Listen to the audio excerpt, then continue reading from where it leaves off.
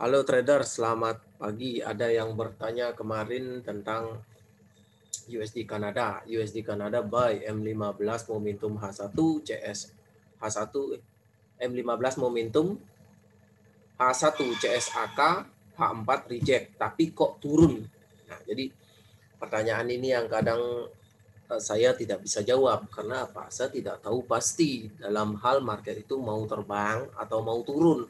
Tetapi yang saya tahu dia membuat stop apa. Dan ingat, setiap stop atau full structure itu tetap bisa dibatalkan oleh market. Makanya selalu gunakanlah SL.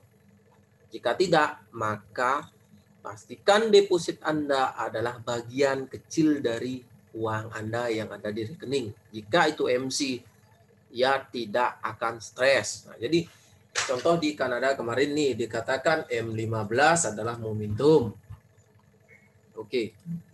Ini adalah momentum M15. Ini yang disebut momentum. Nah, momentum ini terjadi pada tren apa? Dan bentuk BB-nya bagaimana? Ini BB mendatar. Biasanya kata Cikgu Muhammad Ali, jika BB mendatar, maka kekuatan momentum itu kurang. Bukannya tidak ada, tetapi kurang. Ada saja momentum, maka akan ada re-entry. Begitu biasanya. Jika di sini re-entry, pastikan di TF bawahnya tak ada momentum. Begitu caranya melihat.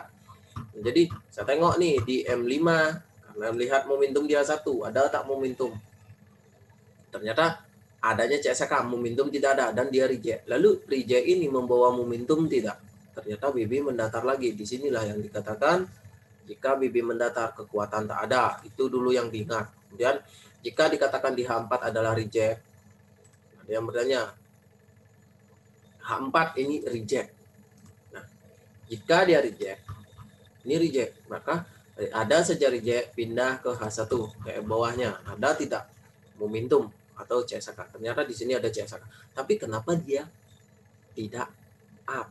Nah, berarti jika ada momentum, jika ada CSK, maka entry kita adalah di area ini. Malu kan begitu. Jika ada re-entry, maka di TF bawahnya tak boleh ada momentum. Begitu lagi. Kemudian di sini reject dia lalu membuat momentum dan ini adalah ekstrim, tetapi pada BB yang mendatar itu dulu diingat. Nah, jadi saya melakukan sell di sini karena tren masih turun. MA-nya kita perhatikan, MA 50 ini masih di atas. Kemudian ini kemarin saya sell lalu profit tapi saya tak sempat TP. Lalu dia reject. Nah, di sini ada enggak nanti momentum? Makanya saya melakukan SL di sini. Karena saya tak tahu ini akan lanjut terjun atau dia akan putar arah. Atau sekarang dia akan buy. Jadi tugas kita hanya melihat full structure. Ketika sudah full structure, entry lah sesuai SOP. Kemudian jika tidak sesuai dengan apa yang kita pikirkan atau kita analisa, maka SL lah yang menjaga. Maka di sana gunanya mini manajemen. Jadi kalau ditanya, ini kan sudah begini, kenapa dia turun? Jawaban itu tidak bisa dengan kepastian. Itu jawabannya hanyalah tunggu saja market bergerak dan lihat SL atau TP. Sesuaikan risiko yang berani Anda tanggung. Jika tidak siap, maka pertanyaan-pertanyaan itu, kenapa sih dia turun? Kenapa sih? Padahal sudah ada ini, ada itu. Artinya Anda belum menyiapkan risiko yang Anda ikhlaskan. Artinya dalam trading Anda belum ikhlas kehilangan. Jika belum ikhlas, maka lebih baik gunakan demo, perhatikan struktur yang terjadi, baru setelah paham atau yakin, silahkan ke real. Ingat, ikhlas dulu. Ikhlas dalam artian segala risiko sudah dipersiapkan ketika tidak sesuai. Hanya itu yang bisa saya sarankan dari pengalaman saya. Bukan bermaksud mengajari, ingat itu. Nah, jadi karena dari maka kita lihat di daily. Daily ada apa? Ingat daily, jangan mentok analisa sampai hanya H4. Minimal sekali H4. Minimal sekali. Nah, Kita lihat di daily ini ada ekstrim. Contoh di sini ada CSAK entry. Ini ekstrim, tak membuat, ini memang momentum tapi dibatalkan oleh ada reverse retest. Ekstrim lah ini. Maka kita lihat di weekly. Ini weekly. Jangan lupakan TF besar weekly yang terbentur mahi. Jika untuk buy wajiblah yang namanya daily momentum. Wajib ini ada momentum macam ini. Ada momentum, tunggu lagi re-entry, tak bisa langsung entry di sini. Tunggu berapa candle? Lebih dari 2 ataupun bisa 5 candle. Mengapa 5 candle? Ya karena menggunakan MA5 dan MA10. Bisa jadi 10 candle. Jadi itu saja yang dipahamkan.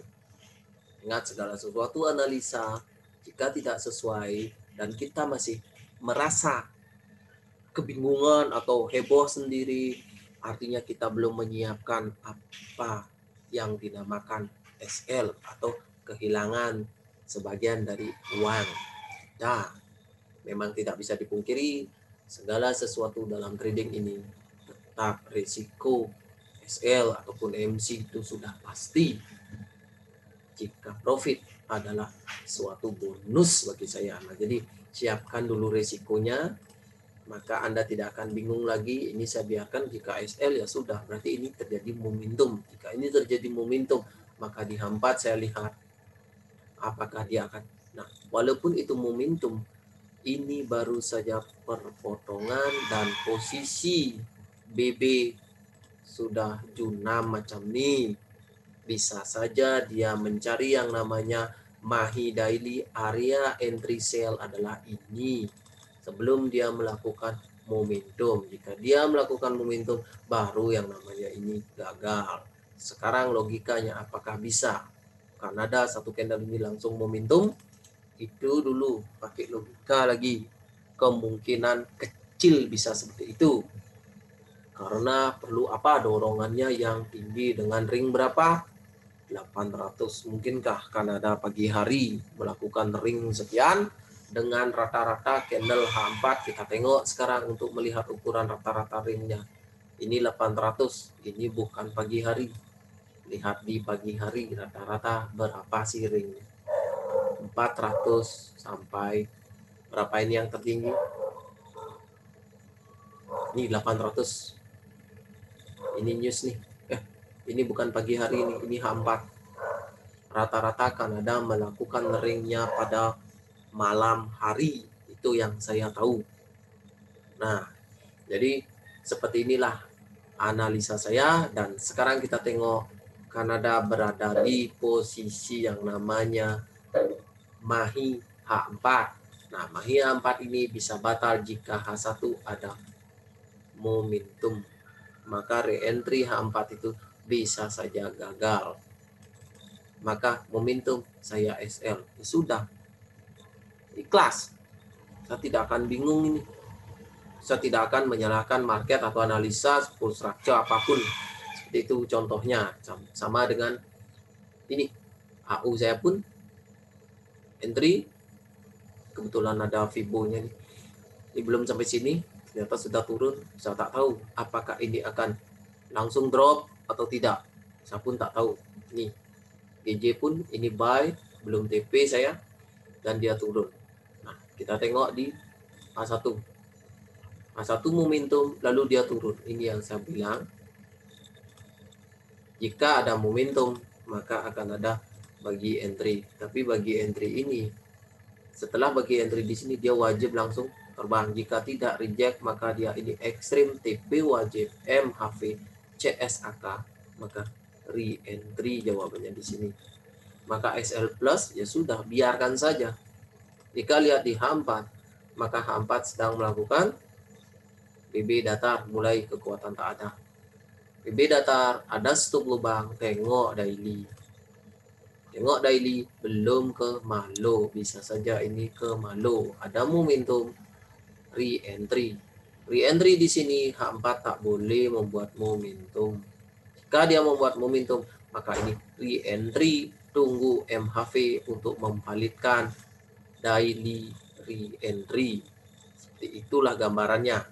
Jika masih salah, maka dari itu saya katakan dari awal SL yang menjaga. UJ seperti ini. Turun momentum, tengok mahi, maka tak boleh ada momentum di H1. Lihat momentum H1 ini tak boleh, berarti bagaimana? Terbentur EMA 50, maka ceklah EMA 50, dia reject, maka saya melakukan sell di sini dan dibarengi dengan reverse candle doji. Ini pun reverse namanya karena apa? Karena masuk ke dalam BB dan membuat MA 5 high keluar dari BB, disebutlah ekstrim, maka saya sell, reverse, retest, sell. Di sini sell karena ada reject EMA 50. Itu yang perlu diperhatikan. Jika GU saya juga belum TP tetapi dia keburu turun, ini ada ekstrim, tren masih up, tengok di H4 apa yang terjadi. Di H4 seperti ini. Yang 4 tak ada momentum sama sekali. Maka di sini ada area re-entry. Sini re-entry buy. Tengok di H1 tak boleh yang namanya ada momentum. Jika ada momentum, cut lah posisi. Itulah fungsinya SL. Saya tak selalu benar meskipun sedikit mengerti tentang BBMA. Ini yang membedakan adalah dari seringnya Anda latihan dan terbentuknya feeling Anda. Ingat, feeling tidak akan bisa diajari atau tidak akan bisa dibeli maksud saya.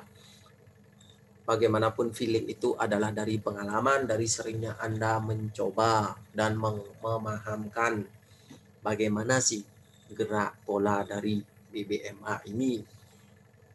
Oke, sekian dari saya. Semoga bisa dipahami agar besok-besok tidak mengeluh dengan apa yang Anda baca ketika tidak sesuai dengan prediksi Anda. Saya pribadi pun masih kadang salah dan tidak 100% benar. Jika ada trader yang selalu benar 100%, pandangan saya, dia mungkin sudah menjadi orang terkaya di dunia. Saya bilang jika terus benar 100% ya, itu tetap masih ada salahnya. Itu saja pandangannya. Jadi di sini saya share hanya untuk dikoreksi dan belum tentu argumen saya itu benar 100%. Jadi jika ada salah, mohon maaf.